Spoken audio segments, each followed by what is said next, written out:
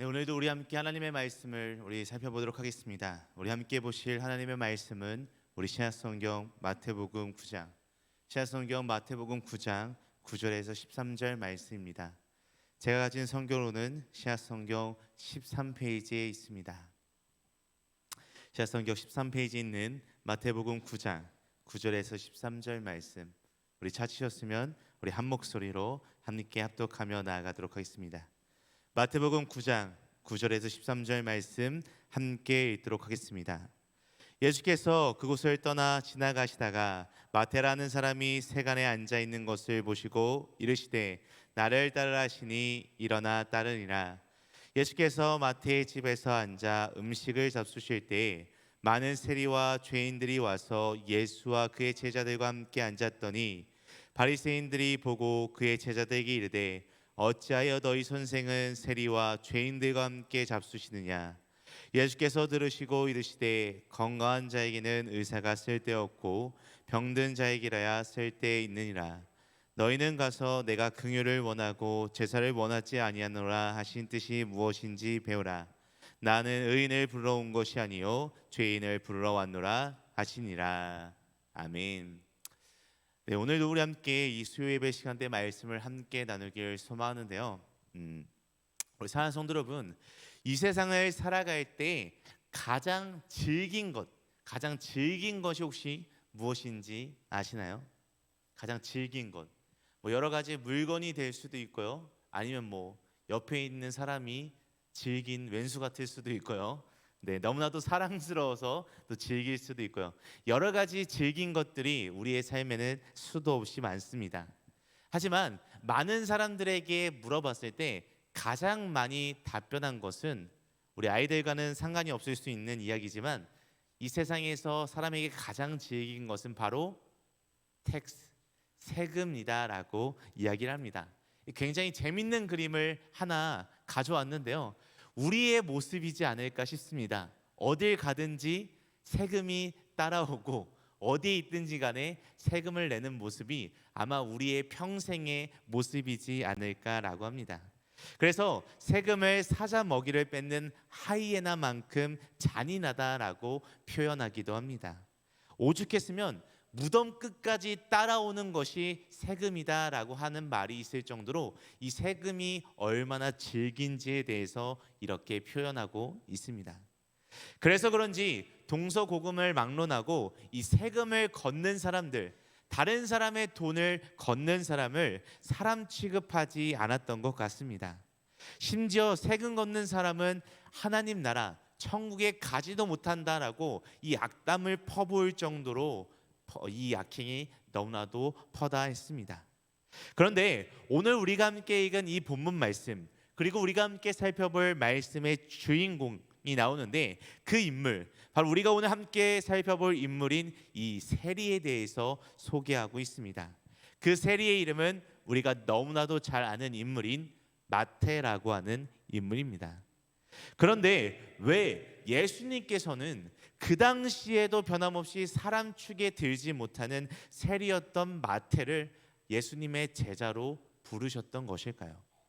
기왕 부르실 제자라면, 예수님께서 함께 평생을 함께 하실 제자라면 모든 사람에게 존경받고 사랑받는 그런 사람을 예수님의 제자로 삼는 것이 훨씬 더 예수님에게 좋지 않았을까요? 저는 이 마태복음 말씀을 함께 나누고 이 예수님의 제자들에서 생각을 해봤을 때, 오늘날의 예를 들어서 이 12제자들 한 명 한 명을 잠깐 평가해 보고 싶습니다. 예수님께서 오늘날로 따졌을 때 어느 날 새로운 조직, 새로운 단체를 만들기 위해서 12명의 직원을 모집했습니다. 경영상담소에 그 12명의 자격심사를 의뢰했다면 아마 오늘날 답변으로는 이런 평가들이 왔을 것입니다. 나사렛 목공소 요셉의 아들 예수 귀하가 의뢰한 12명의 이력서를 검토하고 심리 테스트와 작업 적성 검사를 모아 컴퓨터에 넣어 결과를 뽑았습니다. 일반적으로 그들은 귀하가 계약하는 새 단체의 사원으로는 너무나도 자격이 미달입니다. 학력이 너무 낮고 경험이 부족한 인물들입니다. 그들은 단체관념이 없고 협조 정신이 약하여 경영 관리자로서 적합하지 않습니다. 시몬 베드로는 정서적으로 안전성이 결여되어 있고 성격이 너무 과격합니다. 안드레는 한마디로 무능력자입니다. 남을 지도할 사람이 못 됩니다. 세베대의 아들 야고보와 요한 형제는 회사의 이익을 제쳐놓고 개인의 이익만을 추구할 사람들입니다. 도마는 매사에 부정적이고 질문뿐이고 추진력이 없습니다. 알페오의 아들 야고보와 다데오 이 두 사람은 사회혁명을 노리는 과격한 불운 사상에 감염되어 있어 귀하가 생각하는 집단에는 해가 될 것입니다. 마태는 자기의 이익을 위하여 무슨 짓이나 할 사람입니다. 귀하가 추천한 12명 중 긍정적인 해답을 드릴 유자격자는 단 한 명뿐입니다. 그 인물은 바로 가룟 유다입니다. 그는 능력과 가능성이 있고 사회 지식도 풍부하며 예민한 감각과 판단력이 있습니다. 또한 사교성도 있어 권력층과 접촉할 수 있는 훌륭한 인물입니다. 강한 동기와 의욕에 차 있습니다.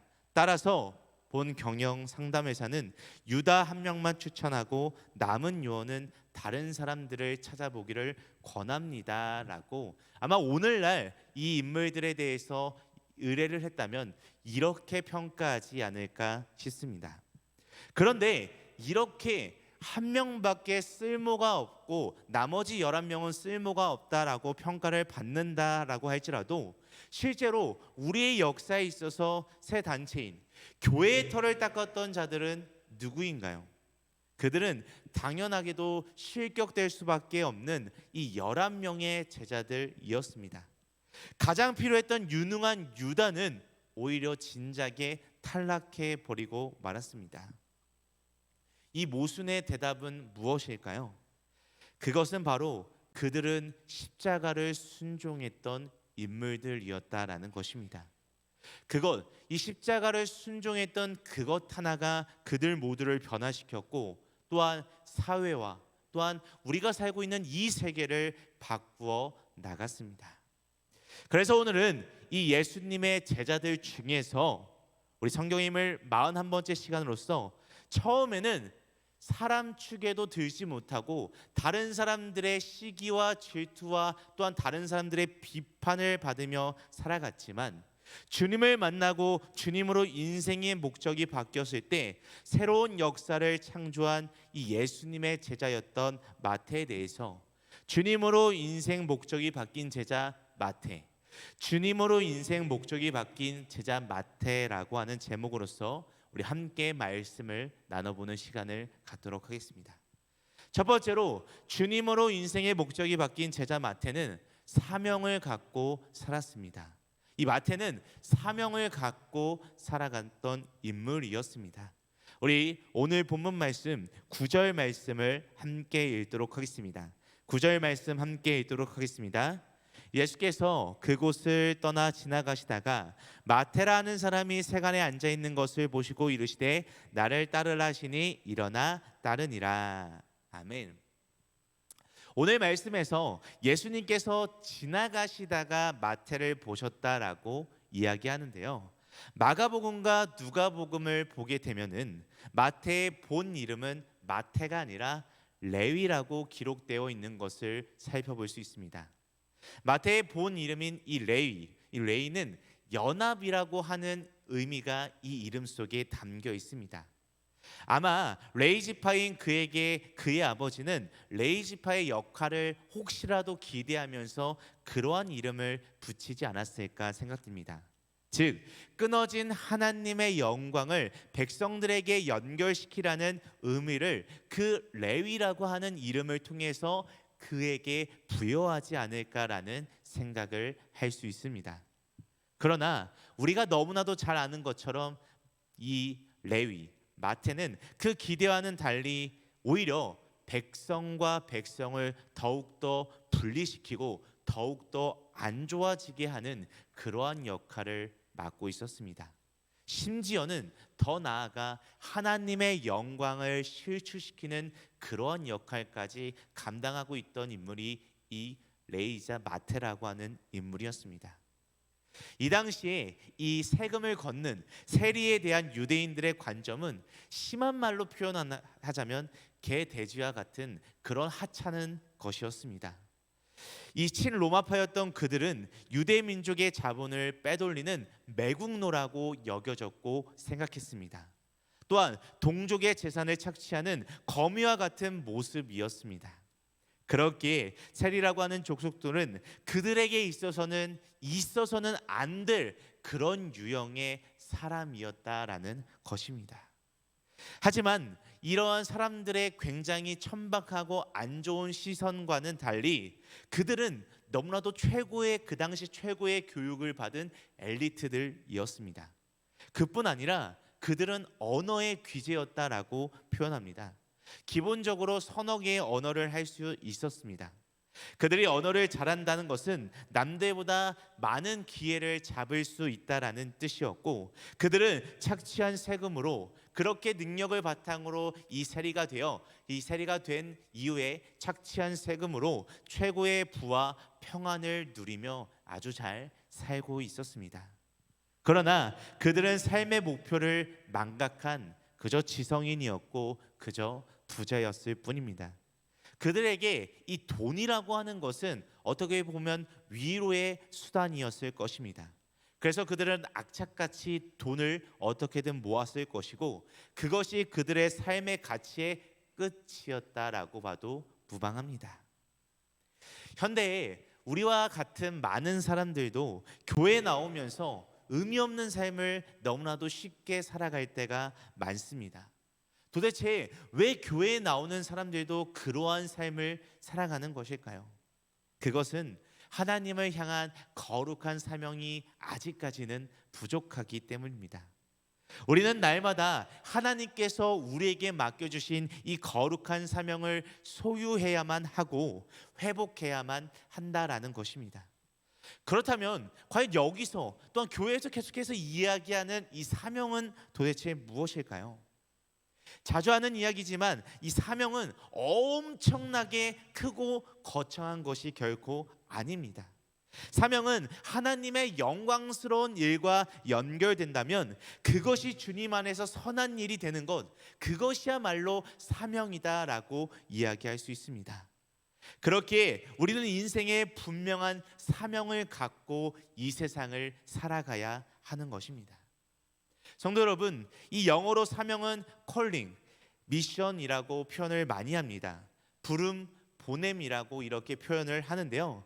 그런데 심부름에는 심부름을 위해 부름받은 사람이 있고 보낸 이가 있습니다.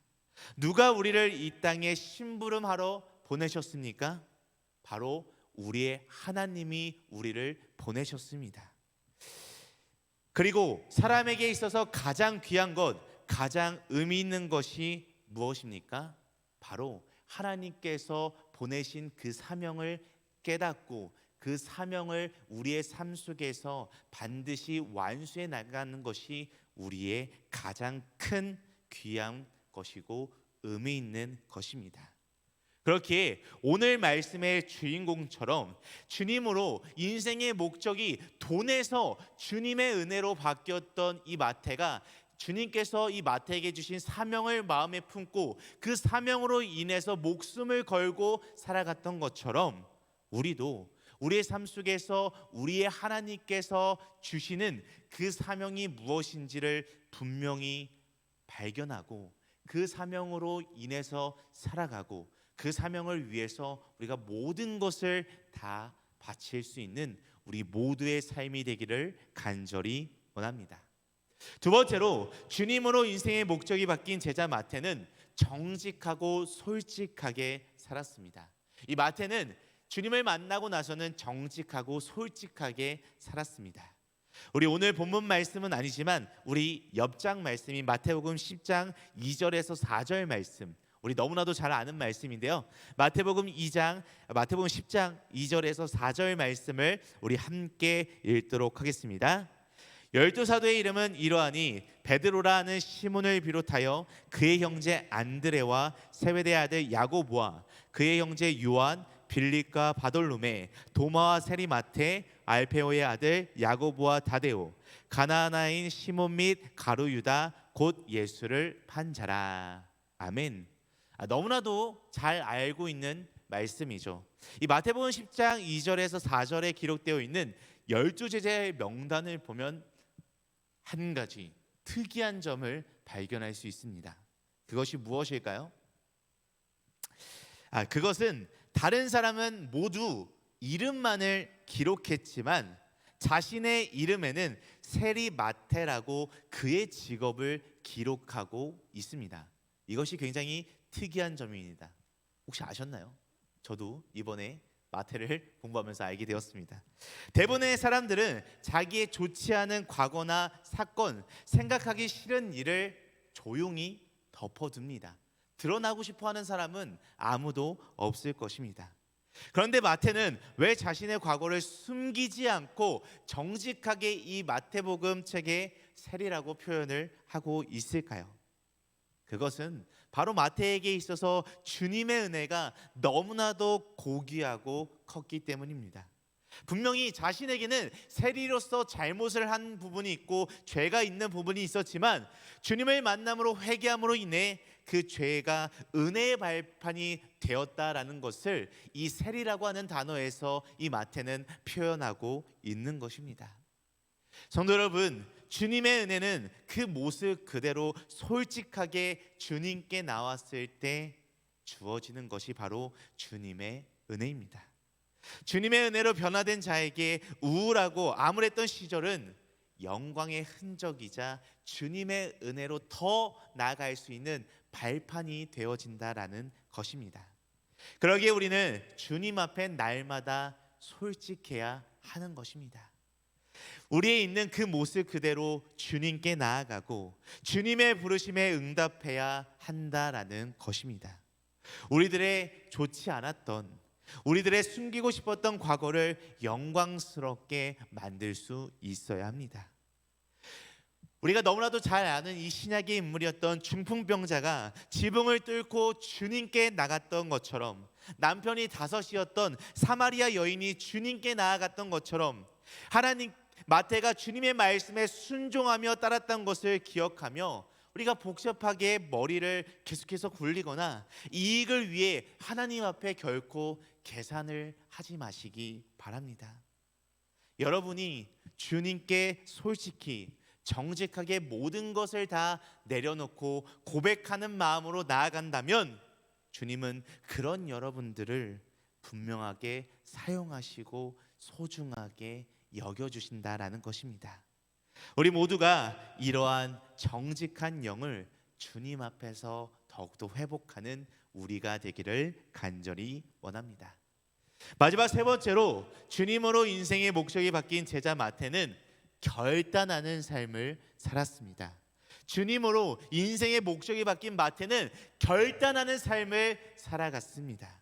우리 다시 한번 오늘 본문 말씀 9절 말씀, 우리 9절 말씀 다시 한번 함께 읽도록 하겠습니다. 예수께서 그곳을 떠나 지나가시다가 마태라는 사람이 세간에 앉아 있는 것을 보시고 이르시되 나를 따르라 하시니 일어나 따르니라. 아멘. 어느 날 예수님은 나를 따르라 하시며 마태를 부르고 계십니다. 그리고 그 외침에 잠깐 생각해 볼게요, 잠시 고민 좀 해볼게요 라고 이야기하는 것이 아니라 그 즉시 일어나 마태는 예수님을 따르게 됩니다. 뜻밖의 갑작스러운 부르심에도 불구하고 마태는 예수님의 말씀에 아멘이라고 즉각적으로 순종을 하는 것입니다. 그것도 자기가 지금 갖고 있는 모든 것들을 다 내려놓고 주님을 따랐습니다. 이것은 정말 쉽지 않은 결정이자 행동입니다. 예수님께서 지금보다 마태에게 훨씬 더 좋은 직장을 마련해 놓고 부르신 것이 결코 아닙니다. 사람은 전통과 인습의 장에서 쉽게 벗어나기가 힘듭니다. 살았던 곳에서 벗어나고 싶어 하지 않는 그런 습성이 있고요, 익숙한 곳이 편하고 좋은 그런 습성을 이 인간은 가지고 있습니다. 그리고 마태는 그 당시에 조금만 다른 사람들의 손가락질이라든가 비판을 감수한다면 부와 명예를 끝까지 죽을 때까지 누릴 수 있는 인물이 이 마태라고 하는 인물이었습니다. 그 누가 자기에게 주어진 이러한 이 행복한 결말을 놓고 떠나길 원하겠습니까? 그러나 오늘 말씀에서 마태는 나를 따르라 라는 주님의 말씀에 명령에 순종했던 인물이 이 마태라고 하는 인물입니다. 그렇게 생각하면 우리의 신앙생활도 마태와 같이 날마다 결단의 연속인 것 같습니다. 이러한 결단의 갈등은 순종이나 불순종의 모습으로 우리의 삶에 너무나도 쉽게 나타납니다. 자, 성도 여러분, 지금 주님께 순종할 결단을 하시기 바랍니다. 조금만 있다가 결단하면 안 될까요? 제가 아직 뭔가 하고 있는 게 있어서, 이러한 말보다는 지금 즉시 주님께 결단하며 나아가길 바랍니다. 하나님은 언제나 어디서나 우리의 순종의 결단을 기대하고 계십니다. 그 결단이 여러분을 주님의 은혜 안으로 인도하여 줄 것입니다. 이렇게 주님의 말씀 앞에 순종하며 주님께 날마다 결단하며 나아가는 우리 믿음의 성도님들이 되시기를 간절히 원합니다. 우리 사랑하고 존경하는 등말 가족 여러분, 오늘 말씀을 통해 살펴본 이 마태는 이러한 제자였습니다. 세리였고 정직하고 결단한 자가 이 마태라고 하는 인물입니다. 이런 모습으로 주님 앞에 있었던 그는 어떤 인생을 살게 되었습니까? 주님을 만난 이후의 마태의 삶은 어떠했습니까? 골고다 언덕의 현장을 목격하고 주님의 부활하심을 직접 체험한 마태, 그는 오순절 성령 강림의 은혜를 체험하여 생명 다한 복음의 전도자가 되는 놀라운 은혜의 역사를 펼치는 인물이 되게 되었습니다. 아무도 알아주지 않았고 오히려 무시와 핍박을, 다른 사람의 시기와 질투를 받았던 세리. 하지만 주님을 만나고 주님으로 인해 인생의 목적이 모든 것이 다 바뀌어 주님 앞에 아름다운 응답을 했던 이 마태를 부르셨던 주님께서 오늘날을 살아가는 부족하고 연약하지만 인정하시고 은혜를 허락하여 주셔서 오늘날 살아가는 우리들도 지금 역시 불러주고 계십니다. 그 주님 앞에 아름다운 사명으로 응답할 제2의 마태는 누구입니까? 그것은 바로 저와 여러분 우리들입니다. 이러한 주님께 날마다 응답하고 주님으로 인해서 우리의 모든 것이 바뀌고, 또한 주님으로 인해서 우리가 삶을 결단하고 또한 주님께서 주신 사명으로서 살아갈 수 있는 우리 모두의 진정한 삶이 되시기를 간절히 소망하고 간절히 축복합니다. 우리 이 시간 함께 찬양 우리 한 곡 하고 우리 함께 기도하며 나아가길 소망하는데요. 우리 함께 찬양 부르실 찬양은 우리 지난주 수요 예배 때 담임 목사님께서 부르셨던 하나님의 부르심이라고 하는 찬양입니다. 지난주 수요일 날도 우리 함께 불렀었고, 또 주일 3부 예배에 오신 우리 성도님들은 3부 예배 때도 부르셨던 것을 기억하실 것입니다. 이 하나님의 부르심이라고 하는 찬양의 가사를 보게 되면요, 하나님의 부르신 뜻은 우리의 생각보다 날마다 크고 날 향한 계획은 측량할 수 없으나 가장 좋은 길로, 가장 완전한 길로 오늘도 날 이끄신다라고 이야기하고 있습니다. 이 찬양의 가사의 고백이 진정한 우리의 고백이 되길 소망합니다. 오늘 마태를 부르셨던 예수님께서 마태를 제자 삼아 주셨고, 또한 그런 마태가 이 예수님을 만남으로 인해서 모든 것이 다 바뀌었던 것처럼 오늘날 우리를 부르고 계신 이 하나님의 부르심에 우리가 귀 기울이고 이 하나님의 부르심에 날마다 순종하며 나아갈 수 있는 우리 모두가 되기를 원하는 마음을 담아 우리 다 같이 함께 찬양하시겠습니다.